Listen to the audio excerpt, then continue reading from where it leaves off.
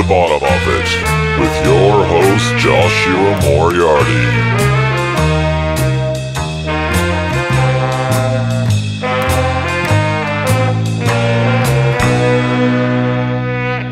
Hello, welcome back to the bottom of it with me, your host, Joshua Moriarty. I feel like I haven't been doing this for ages, and it's not even that I feel like it. It has been a long time. I think the last podcast was in November, maybe? I can't remember.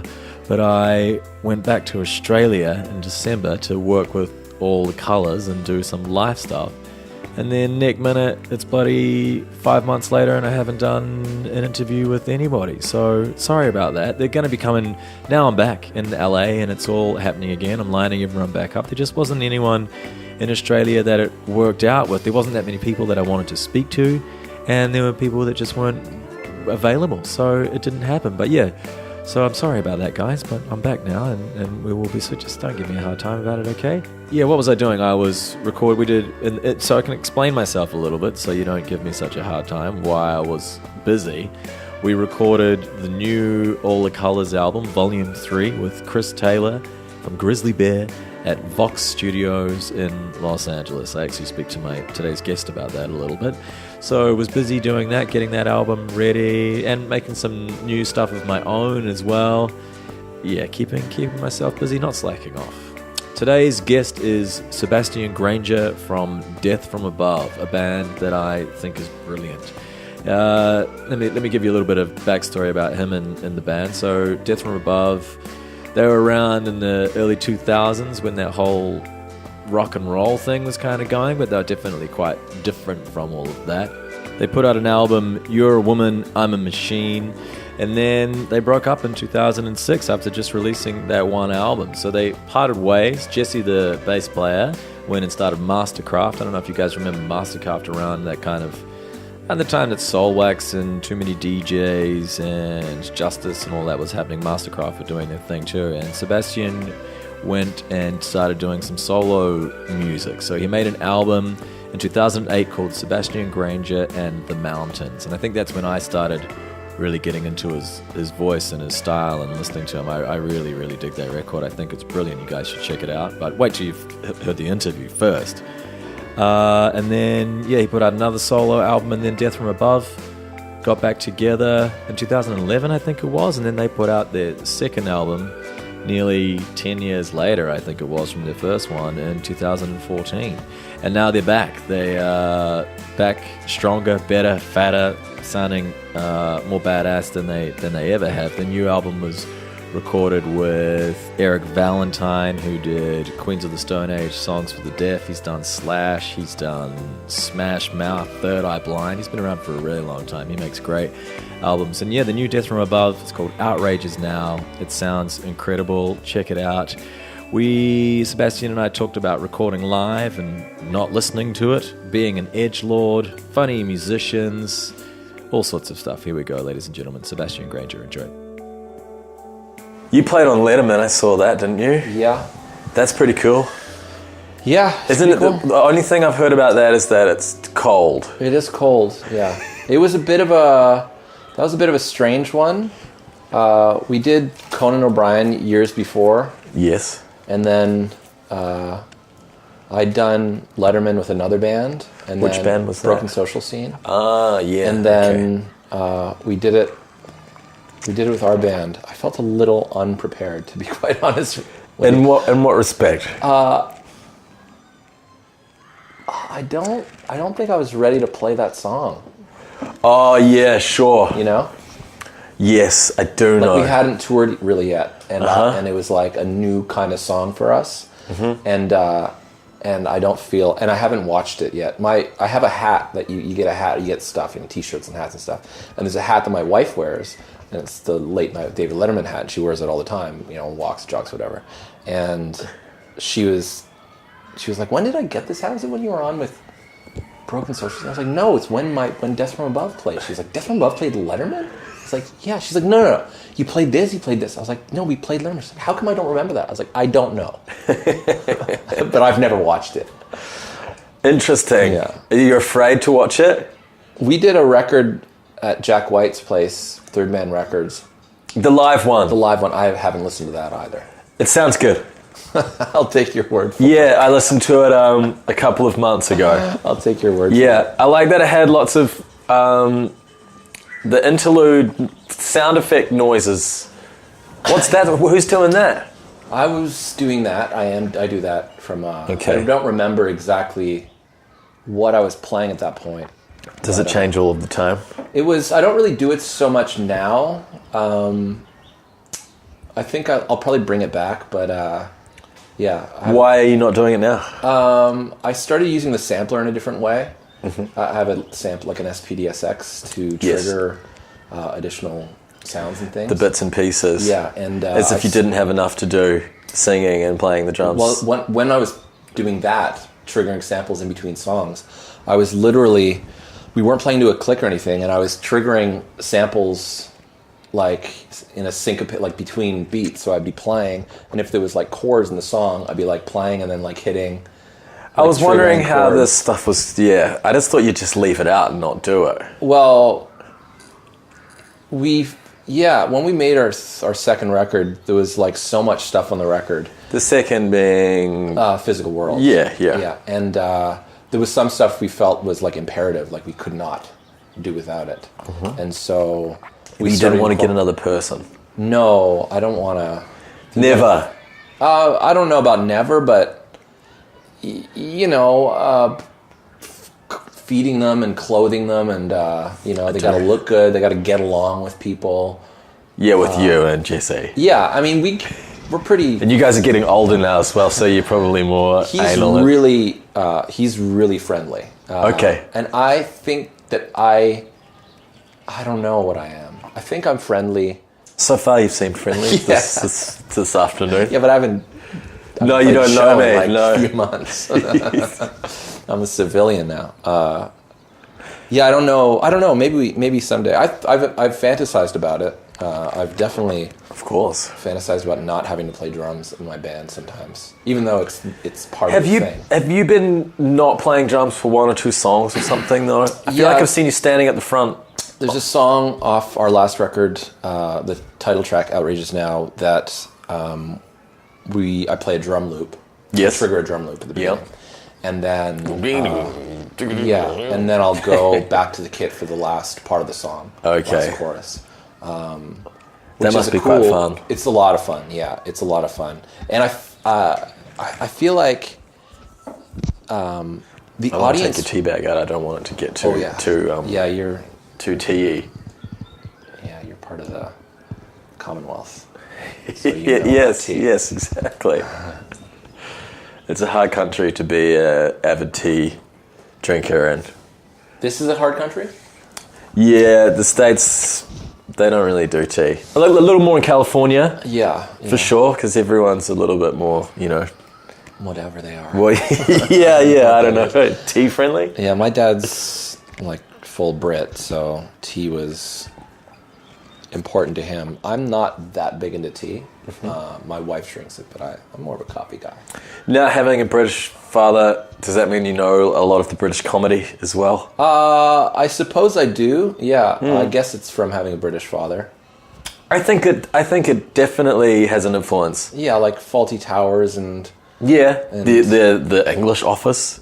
The English that was a little bit. I was already. They were already grown up by the time, but I feel like you sort of tuned into laughing at those things a little better. Yeah, the awkward, dry humor is definitely dry more than anything. Definitely. Yeah. I'm guilty of that. Good. Yeah, I try to sneak things in. Yes. Yeah. I've been referred to on the internet in the midst of controversy as an edgelord. I don't know if you know what that is. I've never heard that expression before. It's like it's a pejorative, I think, that super hyper kind of naive liberal people will throw onto people that are like pushing the envelope a little bit, like maybe saying things that are borderline offensive. But it's kind of like, if you're in a restaurant and someone's wearing a funny hat. Yeah. And you want to talk about the person's funny hat. Yeah. But you don't, you want to do it Well, I'll do it to my close friends. Close friend, yeah. I like to see. No, you push it I like out to to see the group. about how far I can get that funny hat joke. Yeah. How close I can get into the funny hat without the funny hat punching me in the nose. I don't do that as much anymore. I'm 39. Yeah, But when you I would have was- been really bad in your mid-20s. Yeah. Borderline asshole, but I think I would have liked you a lot. Yeah. It wasn't smartass, yeah. Yeah. But intelligent, right? I guess. I don't know. Yeah. You like to think that you are? Of course. No. I'm into those ones. Well, yeah, fuck it. Just say it now a little bit, right? You gotta have fun. I mean, on stage, my when we started, I felt like because we didn't fit in, I was very confrontational with the audience because Sure. I felt like they were not on our side, and then that flipped to me thinking, okay, all these people are on my side. So I try to treat the audience like we're all in on this joke together. Like we're all in on this together. If you're into our band, then you're maybe into something a little bit different. And course, so you'll probably get my jokes, you know? And for a long time, the gags were really important to me. Now they're not so much, but they were for a long time. I would sit in the van and think of bits to do. I would think of like, okay, then I'll do this, and I'll talk about this, and then I'll say this thing, and then... There's always been a correlation between musicians and comedians. Yeah. Both thinking that they can do the other, but usually they can't. Usually they can't, yeah. I think it's better when... Wait, no, neither of them work better.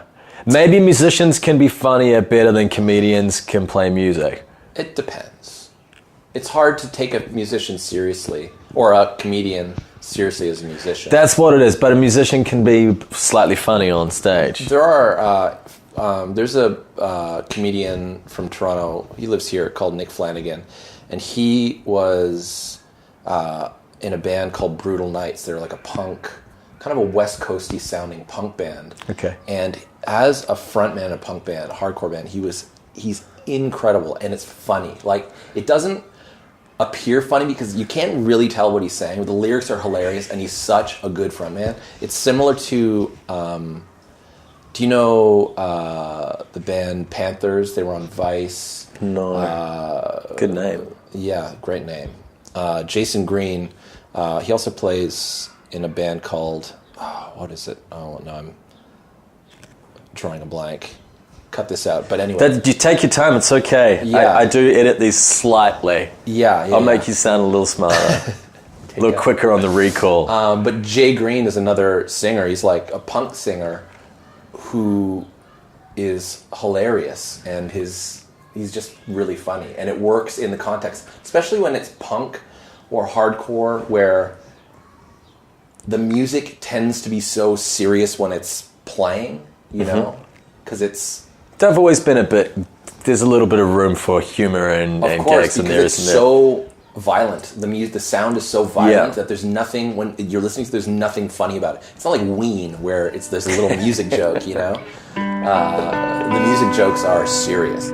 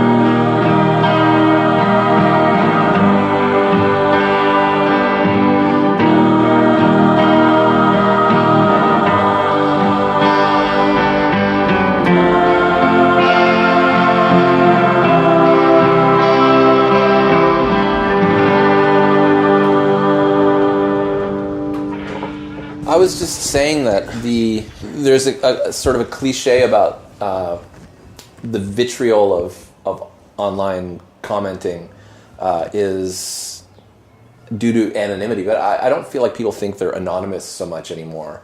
I think that it's because the internet commenting online, whether it's on your phone or on a laptop or on a desktop or whatever, is iPad maybe. Do you see iPad? Occasionally. iPad's for dads. It's for dad. I bought one for my wife for Christmas years ago, and we'll sometimes, pirate some Simpsons episodes. Oh yeah, you have the place. Yeah. But there's like a connection to your kind of antisocial psyche that is made between the person and the device. When you're in the world, there's society around you, and there are rules to society. Mm-hmm. When you look someone in the face, it's not just being polite. There's a fabric to this whole thing, and it doesn't exist between that connection. It's basically your unsocialized mind. Is that a good thing? Probably? No, it's not a good thing. It's not a good thing. At least we know now, though, what people have always been thinking. But I don't think that's important. I think that I honestly don't. I think that there's this kind of post-Freudian, post-psychoanalytical view of the world where everyone's like, well, what does he really mean? Yeah. What is he really saying? It's like, you know what? Sometimes people are just saying what they're saying, and if you don't believe that thing, then let's talk about that for a second. But people don't. They tend to question everything, and you're told to question everything, which is not poor advice, but also sometimes it's a little bit useless. Like sometimes you just mean what you say. Sometimes people say what they mean, in a conversation, and you should take that seriously. You shouldn't try to attribute or connect some kind of ulterior thing to it. Everyone is not qualified to psychoanalyze people. And it feels like this, at this time, we're always, well, what does he really mean? What does he really say? I think you're really good at saying what you really mean, though, aren't you? Sure. Yeah. You've been working on it. And you have you get to write lyrics. I get to write lyrics, yeah. Yeah, so you get to really say it. You get to really say it. And you really said it on your new album. Lots of stuff. I think so. No, you did. Yeah, I didn't print the lyrics on this record. Don't ever go online to try and read them because they're always fucked, eh? Yeah, even the records where I print the lyrics, sometimes online they'll be wrong. Still get it wrong. Or just pull out the liner notes, or buy the record and pull out the liner notes. They're not doing that. No, that's okay. They can't be bothered. Did you spend lots of time writing? You got them really good. I appreciate that. I think that's the best you've done. I think so. I'm not going to say that to you because I think you're right. No, but I don't. That sounds like I'm judging you. I don't mean it in that sort of way. No, I'm hyper self-critical. Yeah. Not in a paralyzing way, but it seemed like you were on this album and you fucking got it right. I appreciate that. I'm finding it easier to make to self-edit and to review things, review lyrics. I find it a lot easier. I think it's partially working with producers. You quickly kind of shed the kind of staunch attachment to things because everything is a little bit up for to be questioned. Sure. When you're working with producers. So I just want it to be really good, and I want it to be clear. And if there's a cliche or a cheap rhyme, I want it to be on purpose. I don't want it to be because I can't do any better. Yes, of course. Yeah. It's interesting looking at when you're younger writing lyrics, not you necessarily, but just in general. It's sort of easier to just come up with whatever. Yeah. And it can still sort of fly and be pretty cool because you're not analyzing it that much. Yeah. And then as you get older, I found personally, it gets a lot, not harder, but you're way more critical. But I feel like the lyrics get better. They mean more. I think so. Succinct. Yeah. I mean, yeah, definitely when I was younger, or the first Death from Above record, I couldn't imagine people really listening to the lyrics or knowing what I was saying. Yeah. I was writing them for myself so that I could emote something properly on stage. Like the lyrics are there as a vehicle for the performance. Yes. And so, if I'm talking about a family thing or a girl love thing or whatever it is, societal thing, I'm trying to cast a spell on myself so that when we're playing, it means something, and now, in the past, I guess, 2 records, I want to tell people something. I'm talking to people, It's not just for me anymore. It's for other people. It's a fine line being the older guy critiquing younger culture. I've tried to not do that. I've tried to include myself in it. Well, that's what I mean, though. Yeah. It's executed very, very well. It doesn't feel like a bitter older guy whinging about anything. Yeah. Maybe the next one will be. But so far, I feel, because I'm guilty of all the stuff that everyone is guilty of. I'm addicted to my stuff, my phone, and the internet, and all the nasty stuff, and and it's important to include yourself, to remember that you're as much of an asshole as everyone else. Sure, because sometimes.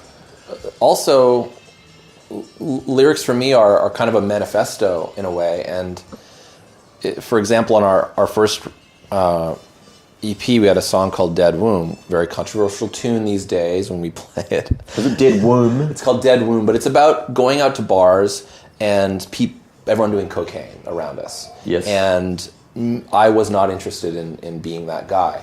And so the song is framed in, I'm going to a bar, I'm looking to hang out. Why are all these girls going to the bathroom and coming back and they're all fucked up? And is there anyone here for me to hang out with? Really, it was, and so it's this kind of naive tale. But what it did is that it was a manifesto for me to I didn't do drugs the whole time of our band. Right. Like I never did cocaine. But you're a drinker. Yeah, but not extremely. Not extreme. Always, maybe earlier on a little stupid, but never really to the point of having major problems in my life. Although I did get a little fighty when I was younger. But I attribute my kind of staunch, like, I'm not, no thank you, say no to drugs attitude. It's not because of straight edge or punk rock or anything. It's because I wrote a song that was like, I don't do cocaine. And then you have to stand by it. And then you got to stand by it so you're not a hypocrite. Yep. And so I continue to do that in a way where I'm trying to figure out what my problems are, relate them to the world and go, okay, now I've identified this problem. Maybe I can do better, for myself. Yeah, it's your sort of rock and roll diary that you release to the world. Yeah. Of your thoughts and opinions. Yeah. Do you get people telling you about your lyrics, or do you get fans saying, this meant this to me, or are you that sort of band where people... No, we're a weird kind of band. We don't have that so much. We do have these kind of super fans that almost over communicate with us. Yes. Through what medium? Social media, just various tendrils of social media. I find I don't quite know how to deal with that. It's like Jesse had this moment a couple of years ago where he doesn't talk to people in public if he's with his kid. If someone just comes up to him, he kind of treats them like a stranger. Sure. Which they are, but when you're a musician or semi-public person, people feel like they know you, so they come up to you, they know you don't know them, and then they try to relate to you or say something that's maybe profound to them, and he's super nice, kind, open person, but when he's with his kid, he doesn't want his kid to, because they have a thing going together, and he doesn't want to distort that for her. She doesn't want to have him, or he doesn't want to have her think differently of him. He's daddy. That's all he is, and so he's been in situations where people have come up to him and he's been very cold to them, where he's not a cold person, and then had to deal with the fallout and eventually explained it in some interview. And the person that specifically that happened to, there's like a one specific thing that where, you know, and I've read things online where people are, those guys are assholes, but sometimes you're just, I'm trying to be better at it when people. But also, everyone's an asshole at some moment, right? Well, of course, you know. So the person saying those guys are assholes, like, yeah, but you were an asshole this morning when you beeped at that person on the road just because they pulled out a little bit. I'm terrible in my car. Really? Yeah. I filthy language. Disgust myself. So that's sort of like the other internet as well, though, where people say disgusting, vile things that they wouldn't normally say. I call people pieces of shit all day long in my car. Oh, you piece of shit. I got jackass the other day somewhere. I mean, that's a little bit nicer than you. Yeah, I quite enjoyed it. You piece of human shit. It's brutal.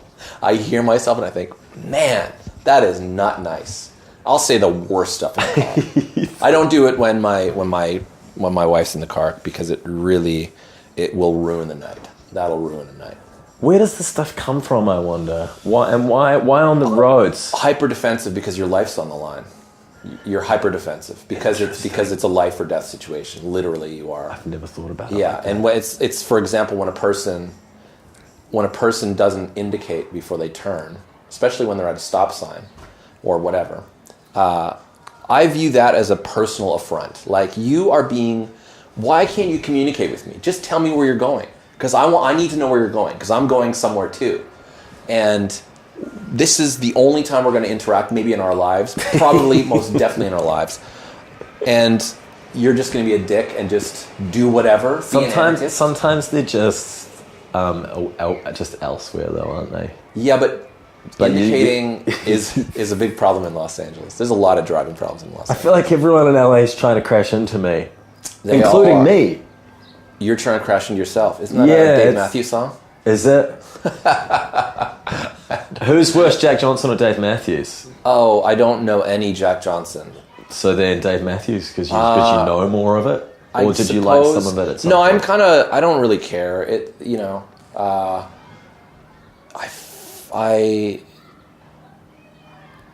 people like that stuff. You know? They do, yeah. Yeah. I'm not gonna trash them. Fair enough. Yeah. I wasn't going full deep trash. It's just interesting. It's a lot of hi-hats. That band's got a lot. That Carter Beauford, the drummer. He's got a lot of I will say he plays the hi-hats a lot. He's got too many drums. Well, this is common, especially in like hip-hop and R&B drumming, what I call cymbal jail. And in metal as well. But I feel like more in that hip hop. Yeah. Like Beyonce's drummer you'd like to think would have 40 cymbals or something. Cymbal jail. Metal guys in that cage. Yeah. That's cymbal jail. Like the guy, he's the Rush guy. What's his name again? Neil Peart. Yeah, cymbal jail. Yeah. Terry Bozzio. Cymbal jail. Which one's Terry Bozzio? He's the guy that played with Zappa, and he's got like. Oh yeah, I'd expect him to be. Kind of scaled toms and things. Do you play drums? No, I'm terrible. Yeah. Keep it that way. I'm glad that I don't. I'm glad that you don't. Yeah, if I did, then I would feel like I didn't need anyone. Yes. Because I can play the guitar and I can play bass and I can sing. And I can play keys a little bit. Yeah. So I got enough to get all of the stuff done. But I need someone to play the drums. Yeah, it'll make you a little antisocial. Yeah. I'm that way. I can just...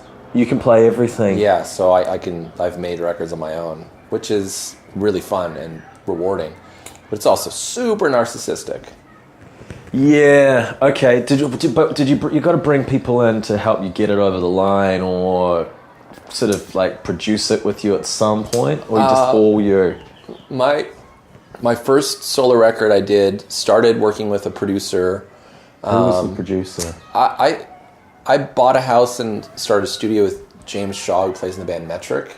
I think I read this online. Yeah, and that band doesn't really do much anymore, or they do. Yeah, they do stuff. They tour, I just haven't seen the name around for a while. Yeah, I mean, it's one of those things where they're a career band. They can go on tour and make money and sell shirts and the whole thing. And cool. They can do that for another 15 years. I don't know how long, but they've established their audience. Sweet. And they can just keep doing it. They're a working band, yeah. So they don't need to be on the radio every 10 minutes because they've got their little thing going. That makes me happy knowing it's cool. that people can do that and make a living. Yeah. It's really cool. There's a lot of bands like that out there. There definitely are. Yeah, they sort of stop wanting to be in everyone's faces all of the time and just do their thing. It's also, you can't, there's no way to really choose that path, I don't think. No, I think you can if you're a total psycho. If you're a total psycho, right. Like Taylor Swift kind of. Sure. Like reptilian, humanoid, will suck the blood from your children if you leave them with her for half an hour. I imagine that those people are also hyper performing, like they're over-performing in their regular life. I don't think those. Time. I think that they're very intelligent and highly capable people. Every really successful person I met has been like a highly capable. I've never met a lazy successful person. No, that doesn't happen. It doesn't exist. Even Kurt Cobain was like determined to be a rock star. Yeah, I've heard people say that.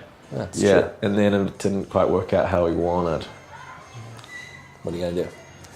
Well, shoot yourself in the face. Or was it Courtney who did it? How far into that one do you go? I don't go there at all.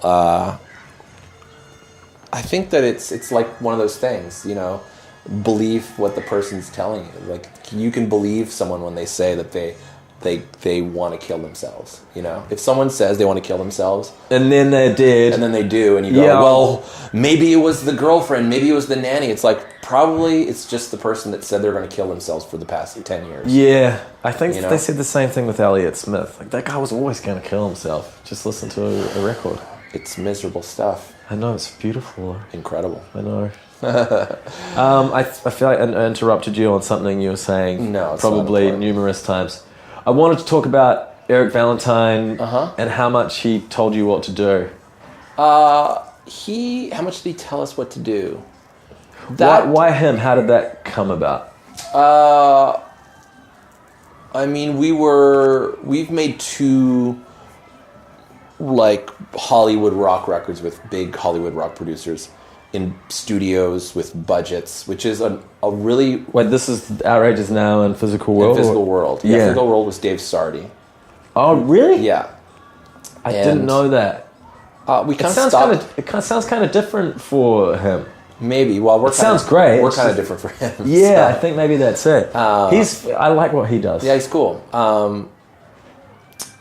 We've just strangely had 2 opportunities to make like big fucking rock records, label rock records, which I never thought I'd be able to do, and so we fully took advantage of it. Just the opportunity to do that. Yeah. And with Eric, it came up. We'd made the Physical World. We toured it.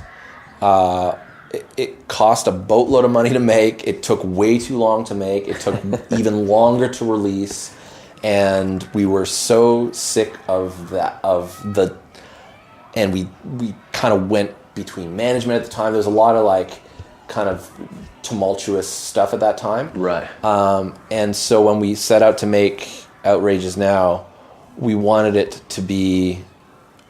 We just were like, we know how to make records now. We made records before. We both made records separately. I don't know why we can't just make a Death from Above record. So we started making it on our own. And after about 6 months, we found out that we needed someone to help us make the record. Yeah. Okay. And so we spent the better part of a year. Pretending we were making a record actually, and then we played the songs for our people, and they were like, this is just not a record here. What are you talking about? Wow. Where are the songs? I was like, you're right, there aren't that many songs, but doesn't it sound cool? They're like, not really. Like, maybe you should work with some producers. And so we went on kind of blind dates with a few producers. So that's always kind of what it's like, isn't it, with this music-y stuff? I find it's like it's a blind date. Do you do like studio writing sessions with people? I don't know. I've done it a little bit. I'm gonna do one in a couple of weeks, and I don't love that. It's a bit weird. I did it once with artist from New Zealand called Zoe. Yeah, I know the name. Yeah, I did a thing with her, which is fun. It was cool.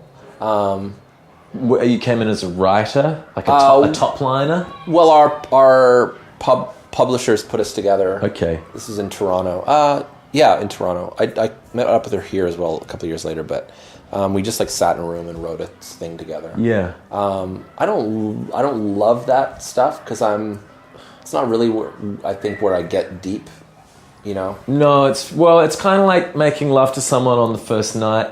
You're not going to really make love with them. You can fuck each other, sure, but you can't ever be that connected straight away. It does take time to build something. Yeah, of course. So you can't write something that's going to be. I don't know. I don't feel like you can do that in a day. Yeah. I mean, some people are fine. Some people can do it. Yeah, the masters can. Yeah. Like that. The psychos. Yeah. But Eric was. I knew him. I didn't know him really until you kind of look at his He's done history. some good stuff. He's done tons of stuff, and some really good stuff, and some stuff that I don't think is so good. Not that I don't. No, I don't even know it. It's just stuff that I'm like, there's a stigma to it, and I don't. I think I know exactly whatever it is.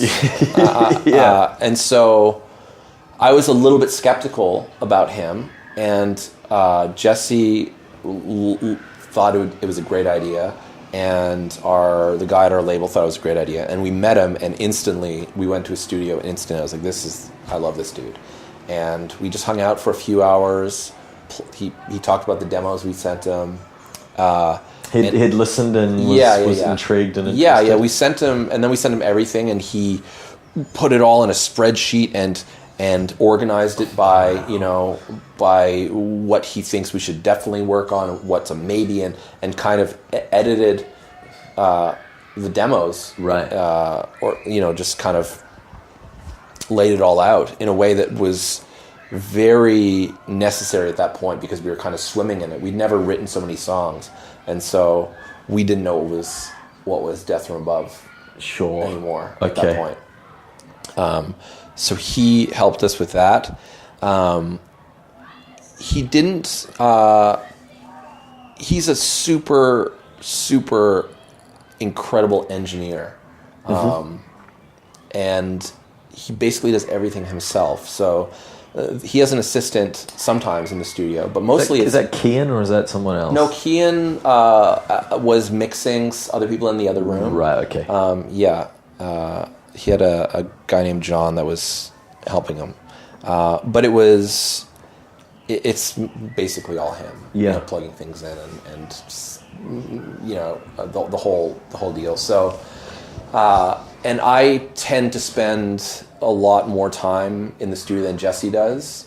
Just the nature of two instruments. Yeah, and singing and writing lyrics and everything and melodies. So. Eric and I spent a lot of time, and he was a very good collaborator to have in that regard. Cool. Yeah. The drums sound fucking ridiculous. It's stupid. It sounds like you spent a lot of time on them. You know what? It wasn't that much time. Really? It was... Are the hats and cymbals all done separate? Yes. For the most part, yeah. So and then triggers underneath a bunch of shit. He didn't want... No triggers. Really? He didn't want to do the no cymbal thing because it's kind of his... It's kind of a trick for him. And so we started without that, but once we did it once, it sounded so good that we had to keep doing it. Yeah. Because it just sounds so good. Because you can just crank the room mics. And you don't get all that crazy cymbal nastiness. No. And then you can add cymbals to taste, and it was, they sound incredible. And no samples. There's samples all over the physical world. Yeah. Everything's beefed up. This is no samples. I got the stems last couple of weeks ago. It's been cut and played with a little bit, though. They're all played with, yeah. But there's no samples. There's right. It's just the redoing the things that are already there. Yes. Like a bit of cut paste. There's definitely cut and paste, of course. But it sounds fucking awesome. Yeah. I was very impressed. Yeah, it's ridiculous. Because I guess, Songs for the Deaf drums are the sort of like benchmark of did this thing. Yeah, and that's another reason why we were excited to work with him, is because when we started making the physical world, we were doing it on our own at that point, and we were totally just trying to rip off that drum sound. We were in the studio, we had the fake cymbals and the whole deal, and we were trying to achieve that and going on Gear Sluts and trying to figure it out, Yeah, that's what we've all done. And then the next record, we just got the guy.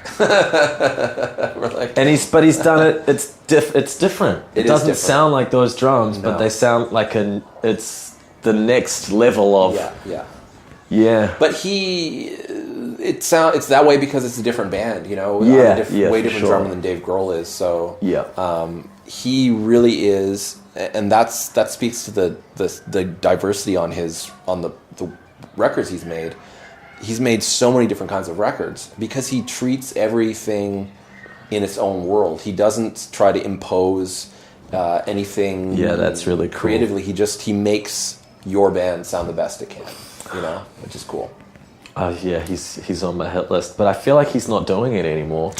He doesn't really work with bands that often. Nah, I saw an interview with him the other day, and he's got a studio set up at his house now. Yeah, I went out there a couple of weeks ago. Yeah, it sounds like he just wants to go for hikes and kind of work for 4 or 5 hours a day. He just had a kid. Yeah. His life has changed a lot in the past few years. So fair enough. He spent 25 years with his head down in a studio with his legs crossed. They do, those guys. They're just fucking stuck at the studio. And his world kind of opened up. And he, put his shoulders back and looked at the view and said, "Oh, this is pretty good. Life can be better than it has been." So he's spending a lot less time in the troll cave that the studio can become. Absolutely. Yeah. We just recorded our new album at Vox. And it's kind of in Hollywood-ish. No, I'm not familiar. There's a guy there. We did it with Chris from Grizzly Bear, producer. Cool. Chris Taylor. Yeah. But the engineer guy who was at the studio is total cave dweller. He was incredible, but I feel like it's just fucking 7 days a week. Yeah. He never gets to breathe. It's just always in there. I don't feel sorry for him, but it's a real existence. People also who don't live in Los Angeles or haven't spent a lot of time here, there's a certain perception of what LA is. There's the kind of Beverly Hillsy thing that people think of, and then there's the Hollywood, the glamour, the glitz. I don't know if many people know what a shithole it is. Like if you're in Hollywood, it's the roads are broken. There's trash and human feces everywhere. Everything's busted. There's too many power lines. It's a mess. It's chaos. Not beautiful. But the sun shines. Yes. And the palm trees are swaying. So there's this. If you just kind of blur your eyes, it's this paradise. But if you look at the details, it's this. It's kind of hell. So when you're making, and we've made one Hollywood record. Last record was in Hollywood, like made in an alley, and I love it because I don't live in Hollywood. I live here, so going there is a bit of a thing, and I love doing it for that moment. But imagine being there every day in that. Yeah, I know. Thank you. Yeah. It's fairly nice around here. It's pretty nice. Yeah. So you live around here? I live right around the corner. Oh, right, okay. So you walked over? I did. It's not many people walking in LA. Well, not to go and see each other. They're going out for hikes. Yeah. How long have you been living here for? Like 6 years. Right on. Mm-hmm. How about you? Sort of off and on for about 5 years, but on more and more over the last few years. Yeah. But I keep going back to Melbourne. And does your band live here as well? So Miami Horror lives here, and I have another band called All the Colors, which is the one we just did the record with Chris, and they live in Australia. Okay. But they're here at the moment because we just did the record, album number 3.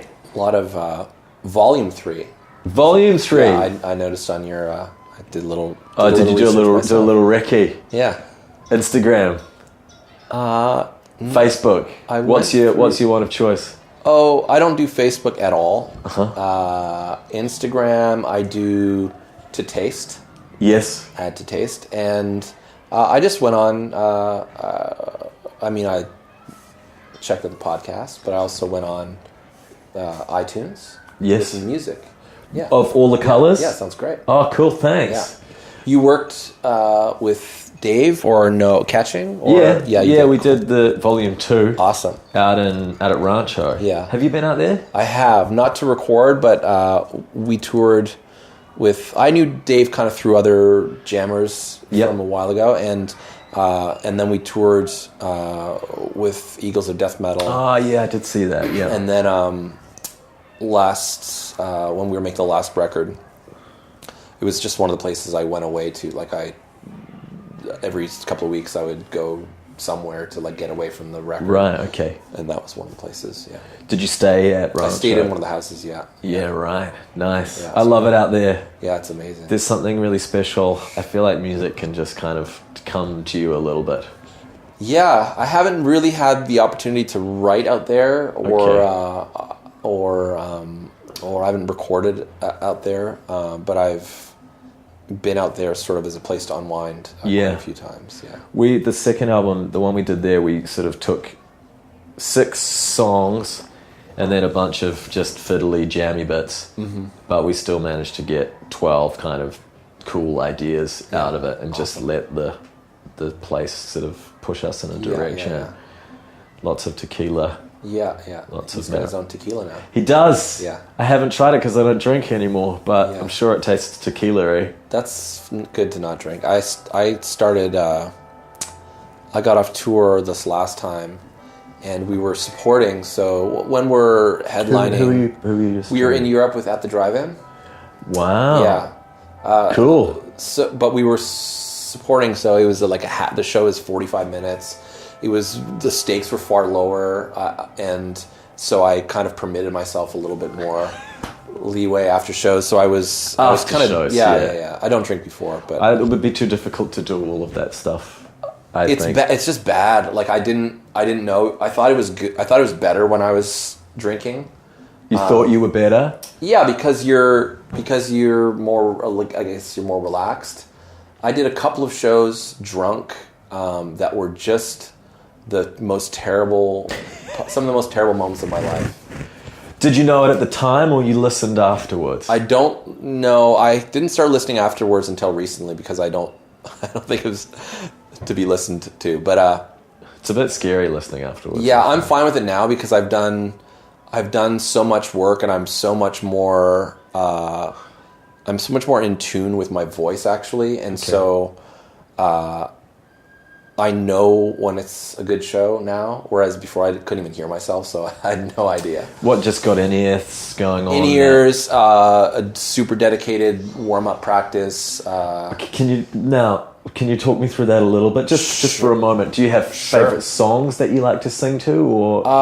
Do you sing in your band? Yeah. Yeah. I start with Mark Lanigan, then I go to Frank Sinatra and some Albert. Like, okay. I start really low and then work my way up to the higher guys. Yeah. That sounds like a good technique. I do like a pre-recorded warm up, just like exercises. Okay. I've been to a couple of singing teachers, but this one teacher I went to, he really helped me out in one lesson, and then I started going back to him a little bit later. But the first lesson, he told me, he was like, "How long do I have you?" And I was like, "Well, it's pretty expensive." So I was like, this lesson. He's like, "Okay." So he kind of told me a bunch of secrets that he uses. Yes. And I went to a different singing teacher for years on and off, but he taught Bel Canto, which is the it's the style that Pavarotti sings in. Not that he was teaching me how to sing opera, but Bel Canto, the technique is we're not talking about physiology or anything. We're talking only about singing. We're not even talking about singing. We're just singing. So the Bel Canto means beautiful voice. So the idea is that you will learn by feeling how beautiful it is to sing. And so Interesting. whatever you're doing wrong, he's not telling you how to fix it. He's trying to make you sing your way through it, which is cool technique. But it's also, I went years without really figuring out what I was doing wrong. I would find a lesson, and I would go do my show, and I would,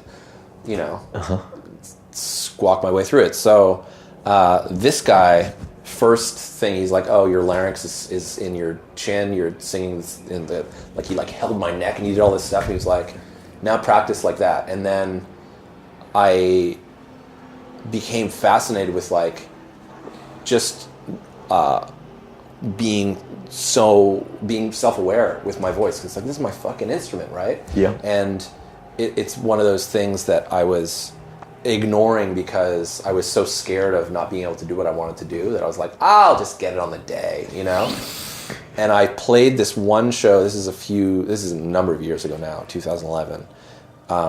It was probably our highest paying show. It was a show that I was reluctant to do because it was kind of a corny, kind of extreme sports related event. Got to take the money sometimes, though. Of course, yeah. Well, you gotta make a living. So this is a thing that I'd been avoiding doing, and then we did it, and we were headlining the stage, so or headlining the festival, so we had a ton of time at the venue on the festival grounds.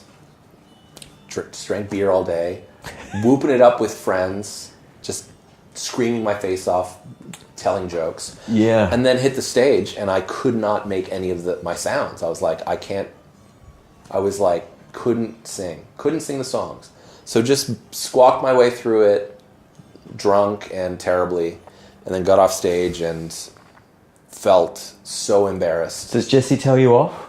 No one, no.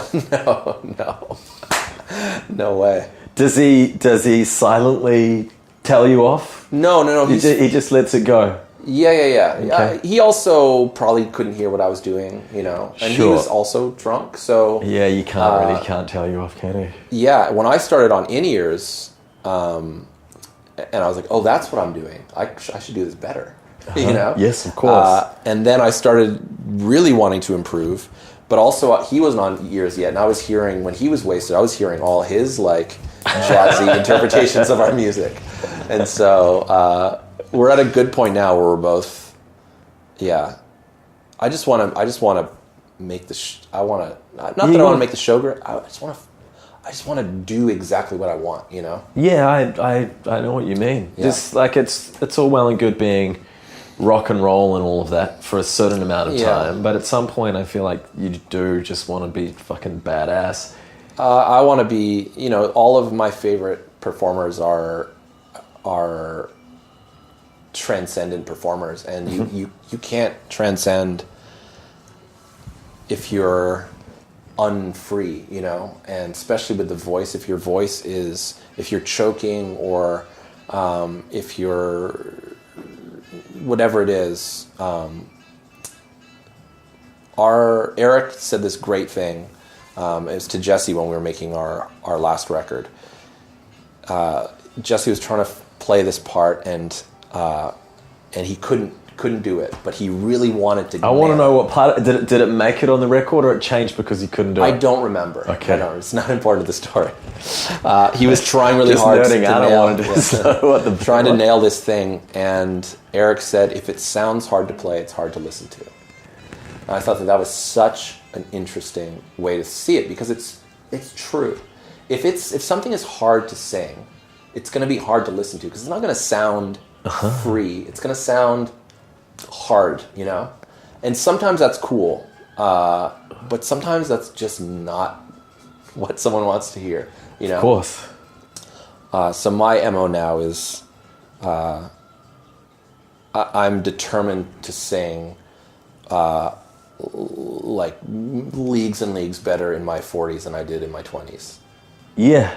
That's just the way it's going to be. I believe you will. Yeah. Your voice sounds excellent on the new album. Thank you. It does sound the best it's ever sounded, and there's more freedom to it. It's like it's not frightened. Mm-hmm. You do weird stuff. Yeah, I guess you've always done that. Yeah, but it feels like another level of that, I think. Eric was really supportive of me trying a bunch of different things, which was cool, because the last record we made, there was a concern with, well, does it sound like Death Row? Does it sound like Seb from 2004? It's like, that wasn't explicitly stated, but that was kind of how it started to feel. Sure. Oh, what you sound like Ethel Merman when you do that. It's like one of my favorite singers is Rufus Wainwright. Okay, so and I'm in a punker rock band. So how do I rectify those things? And I feel like I'm learning how to rectify those things now. Is it who was putting the pressure on? Are you and Jesse, or like? No. Jesse really. Does he love your voice? Does he give you encouraging feedback? Does he say, Sebastian, I think you've got a wonderful voice, and I really like being in a band with you singing like this? When I do something cool, he's not afraid to say it. Yeah, we're very good with that. Now we are. For a while, I think we're better at it now than we were at supporting each other. For a long time, it was basically do whatever you want. You do what you want, and I'll do what I want. Sure. And there was and that's why it was hard to make the second record, because we weren't critical of one another. And so you get to a certain point, and you're at a standstill. Were you critiquing each other silently and not saying it? Or you actually just kind of both were just happy with what you were doing? I don't know what he was thinking, but I was thinking that he could do something different. Yeah, okay. But no one had, at that point, there's a real lack of leadership in our band because it's only two people. Well, yeah, this is one of my things that I had written down. It's like there's no sort of democratic, it's 50%, it's both 50, ways, so you're fucked. You have to agree, but we always do. And eventually, but what I realized partway through, I don't know when, but it feels more recently than it should be. But I kind of decided I'm going to take as much control as I can of the band, and if he has a problem with it, he'll tell me, which is true, Mm-hmm. And what ends up happening is I'm able to do as much as I want to do in the band, and he's able to do as much as he wants to do in the band. And so in certain regards, I'm not concerned with us doing the equal amount of work all the time. Mm-hmm. And that concern was kind of based on the early days with being in a van and loading in, loading out. And if someone wasn't carrying an amp, or if someone was like chatting up an interesting looking person instead of carrying an 8x10 cabinet, then that was the resentment, because you're physically like, if I'm carrying an amp, or if he's carrying an amp and the other person is jerking off or whatever, then there's a physical resentment. And so that kind of the kind of ethic that's born out of that, where it's like, well, we should be doing 50%. We're half. It's two people, so it's like you do half and I do half. I don't care about that anymore. Sometimes he'll do more, sometimes I'll do more, and it's just like with the loading in and out as well, though. The loading out I haven't touched my own drumsticks, and I only touch my sticks on stage. You've made it. That's it. That's the fucking dream. Well, yeah, it is. I can't. Still, that's good. I do touch my own stuff. I'm just joking, but we have. You have guys that help you move stuff. Makes everything. That's why you don't get a third person in your band. We're paying other people. Yeah, you get crew guys instead. We get crew instead. Yeah. We had a guy. When we started touring the physical world, we had Al P, who made our first record and who does Mastercraft with Jesse. Yes. He came on tour with us and was side stage with an MPC triggering samples. Okay. So he was basically the third member. He was also recording with a mobile recording system. So he was there as kind of secret third member, documenting the tours. Right, okay. And also kind of crewing at the same time. And he did that for as long as he could tolerate, and then he stopped. How long have you and Jesse been together? Friends? A long time. We pretty much started playing right away. So the friendship and the music stuff kind of melds, but it was like 2000s, 2001. Yeah, okay. Yeah. A long time. Yeah. And you didn't want to go and become an electronic music DJ producer guy where he did Mastercraft? You went to make a band by yourself? Yeah. I started, the first few things I did were kind of more in the electronic kind of Princey world. And I probably would have done better for myself had I stuck to that. I'm glad you didn't. Yeah. I really wanted to make like... I was listening to a lot of Prince and Bruce Springsteen at the time. Yeah. And I was just like, might as well Springsteen, you know? Might as well. American Names. American Names, yeah. It's kind of Springsteen-y. Sure, yeah. Yeah. It's a power anthem. It is, yeah. I love that song. Thank you. I think it's a great song. I appreciate it. Yeah, there's some really cool songs on that album. I feel like that song should be known more. I don't know how that's going to happen, and it may never, but it's a fucking good one, all right? I think that's... thank you. I think that maybe, you know, maybe someday someone will cover something. That's what I was thinking about. That song. Like that song, someone could do that again. I would like to do it, but I don't think it's not like I'm going to make it huge. We need Springsteen to do it. Yeah, let's get Springsteen. Yeah, get him on the phone. Do you still hate James Murphy? No, I don't think I really ever. I think I hated him for one email or one. Yeah, looking on Wikipedia, there's a bit of a rant there. They have it up yeah, they do, yeah. Oh, I think it's under Death from Above. It wasn't under just Sebastien Grainger. And then it has his rebuttal, and he seemed more reasonable than you guys. He's a little bit older than us, so at the time he was like, whoa, what's the big deal? There's no bad blood there. Who do you hate? I don't hate anybody. Okay. Yeah. Who is the worst band? And it doesn't have to be worst people, but what's the worst? I think, and it can be from any time. That's really... It's kind of like our earlier Dave Matthews thing. I can't really go there. Yeah, if I turn the microphone off, though, I reckon that you would tell me. No, I'm actually drawing. I don't know. I'm trying to think of... I mean, there's music I have varying degrees of respect for, but it doesn't mean I think it's bad or it doesn't mean I don't think it has value, you know. There's definitely some kind of EDM stuff that I it makes you feel a little bit sick sometimes. Well, it's not for me. I don't go out to those kinds of places, and there's kind of a, you know, I feel like if I open iTunes to the front page and I see an artist, a new pop artist, like a kind of a male pop artist or like a trap artist or a female pop artist, I know what it's going to sound like before I click on it. Like I know how it's going to be EQ'd, and I know what the drums sounds are going to be like, and I have a certain idea of what the choruses are going to sound like, and that's disappointing when something is so predictable, you know. The second I hear it's like, do we all need to make trap? Not we all, but like, does every rap artist need to make trap music now? Like, they do. Yeah. I don't think they do, because when someone doesn't make trap, it sounds so good. You know? But it's those things where it's not that I don't like, I guess I don't like some music, but it's not that it's just, it's not for me, you know? And not that it's not for me, is that I get disappointed by how samey everything is. You know, and maybe that's it's probably the way it's always been.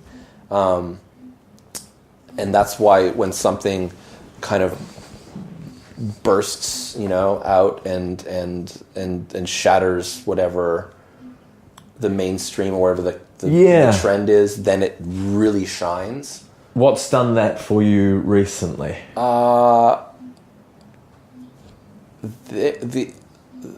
I don't listen to too much new music. There's a Pavarotti song that I listen to. Okay. a lot from.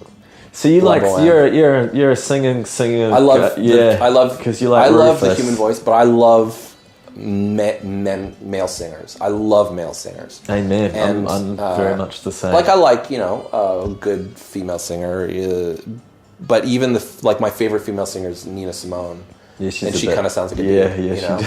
There's something because I'm a singer. There's something heroic about a man that can really sing, because it's a man speaks in a lower voice and a tenor sings in a beautiful register that is there's a gate between the speaking voice and the singing voice, and it's locked, and someone who knows how to unlock that or knows how to break through that is a hero to me. So someone like Pavarotti, or there's this guy from LA named Moses Sumney. That's one of the guys that, or one of the new artists that just blew me away. I saw him play. There was some kind of benefit show that I went to, and there were like 20 artists playing, and they all kind of stunk. It was this kind of a fundraiser for some kind of political action or something, and everyone stunk, but it was for a good cause. You're kind of like, I'm here, it feels good, but everyone sucked. And then this dude Moses Sumney came on, and it was just a guy and a guitar, and he sang so incredibly. It was amazing. And then I kind of followed him for a bit, and I wasn't that into the recordings he made. Just they didn't grab me. And then he just put out a record recently, and it's so beautiful. Cool. Yeah, Moses Sumney. I forget the name of the record, but it's really easy to find. Also, that same night, what's his name? What's the dude? Oh, shit. If you give me a little bit, I may be able to help you, but I need more than just what's the dude. He's I think he's from here, he's from LA, he's part South American, he's really famous. He had a band called No Joy with the drummer from The Strokes. Familiar. He's like a famous singer, plays the classical guitar, sings real high, he's really good looking, he used to have long hair, he dates models, his records have like 30 songs on them each. Not Devendra Banhart. Devendra Banhart. Okay. Oh, God. We got there. Love him, by the way. You could edit all that out. He was the other performer that night that played, and it was one of those things where he was... There's a reason he's a famous, popular person, because he's transcendently great at doing it. How would you go sitting up there on a stool with an acoustic guitar? I've done it before, and it's gone over okay. But I feel like that you need to be really special to do that. Yeah, you do. Yeah. I agree. I don't think I could really do it. I also think it takes a lot of practice, and maybe for one song you could get away with it. Yeah, I've gone up and done like 3-4 song sets. And just use all your magic in those few songs. I did. I played Pop Montreal a couple of years ago as a solo. It was my first solo show in like 7 or 8 years, maybe. Were you terrified? I went up. Yeah, I was terrified. Good. And I went up and I just had an electric guitar and sang. What did you sing? I did some new stuff. Okay. I did some Death from Above. One Death from Above song that I was writing at the time. And just some of the old songs, Sebastien Grainger songs, and then a couple of covers probably. And it was really fun, and I felt like it went over well.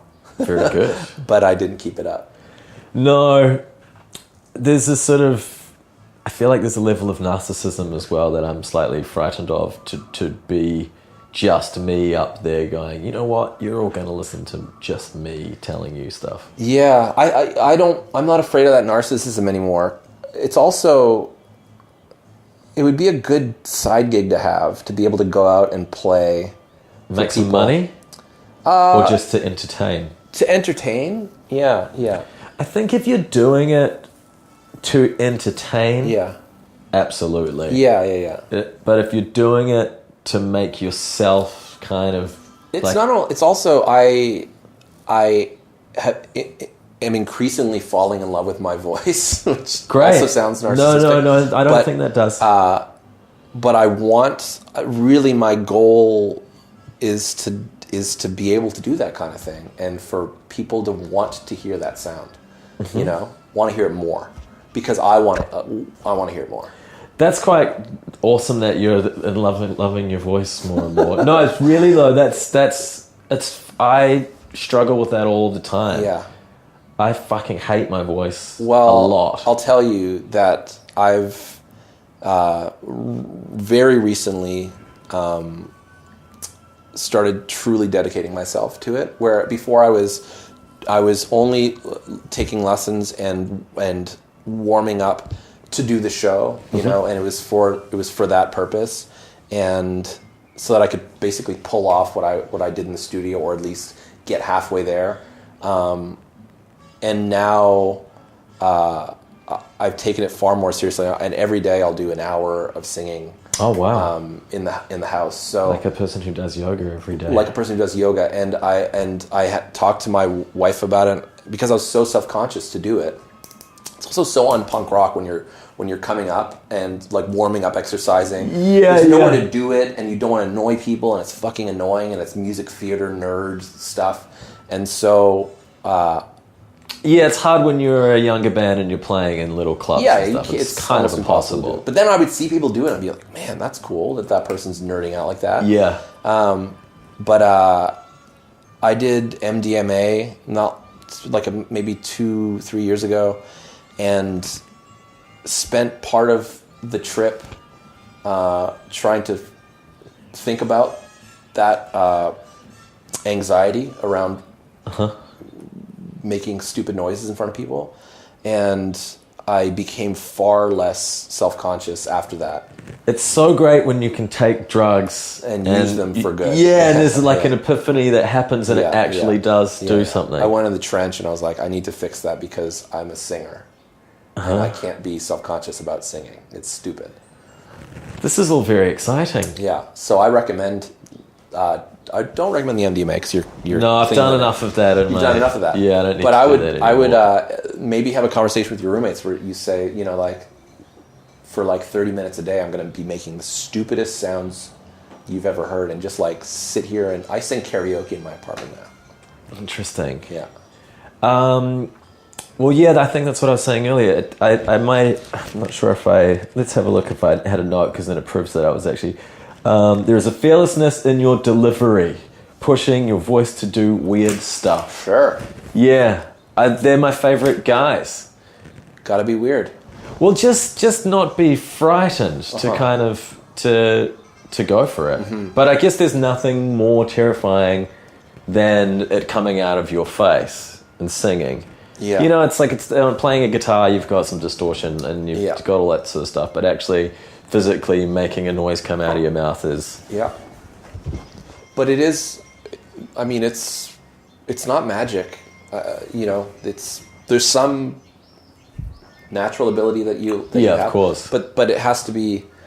Arnold Schwarzenegger isn't just beautifully built, in this 1987...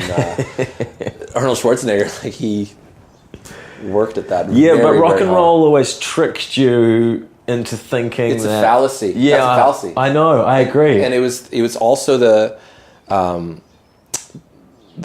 Kurt Cobain thing really did it for me. When that there was like an edition, like a DVD edition of Bleach that came out that had early tour vids of them and early rehearsal stuff, and you see, they were really trying. They were rehearsing all the time. Yeah, they were really trying, and on the road they were like, "We're gonna make it." And we had a brief flirtation or a brief moment where we were managed by someone involved with that camp, and I in confidence, this person let me know that that was an ambitious person who wanted to make a big thing. Yeah, it wasn't a reluctant. That was all. That was all how it was dealt with, but that was not what was actually happening. So it's a fallacy. It's a fallacy that people who don't work hard can make it. It's a fallacy. And if people do, it's an anomaly. You know, it's rare that someone who's just like so naturally talented can. Well, then it doesn't last as well if you Doesn't sort of last, just yeah. stumble upon it for a moment. Sure, yeah. Yeah, I think definitely as you get older, you do realize that though.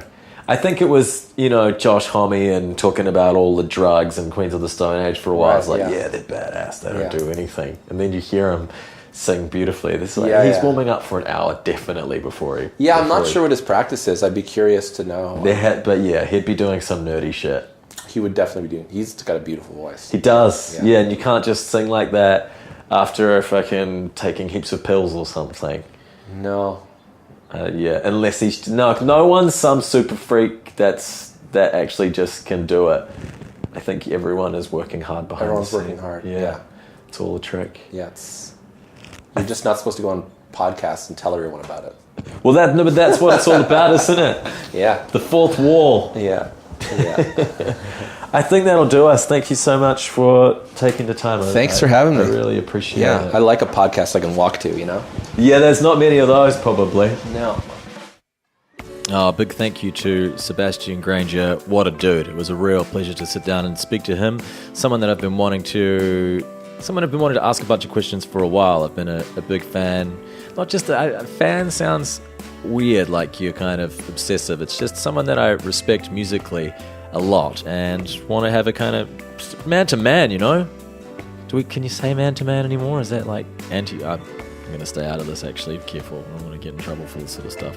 Apologies that I said the F word so many times during that interview. I felt a little silly when I listened back. I don't like to swear that often. I was using it for effect, and I think the effect it lost its power after probably the fifth time, so I'll keep an eye on that for next time. I also managed to sneak some All the Colours music in there during the interview. I'm thinking I might do that a little more, break things up a little bit, have a little musical interlude. Now, if you haven't, check out the new Death From Above album, Outrageous Now. It's fantastic. You should enjoy it. It's got, just listen to it. It sounds huge. It's awesome. Also, the Sebastien Grainger album, Sebastien Grainger in the Mountains, it's called. I really, really dig that one. A couple of my favorite tracks are American Names, and there's the song Who Do We Care For? It's got a really, really cool sound to it. I love his voice. He's probably one of my favorite rock singers. It's just something so, I don't know, cool. It's very cool. He's got a really cool sound to his voice. Nothing else. That'll do. Thanks for listening. I'll be back soon, I promise. You all take care until the next time.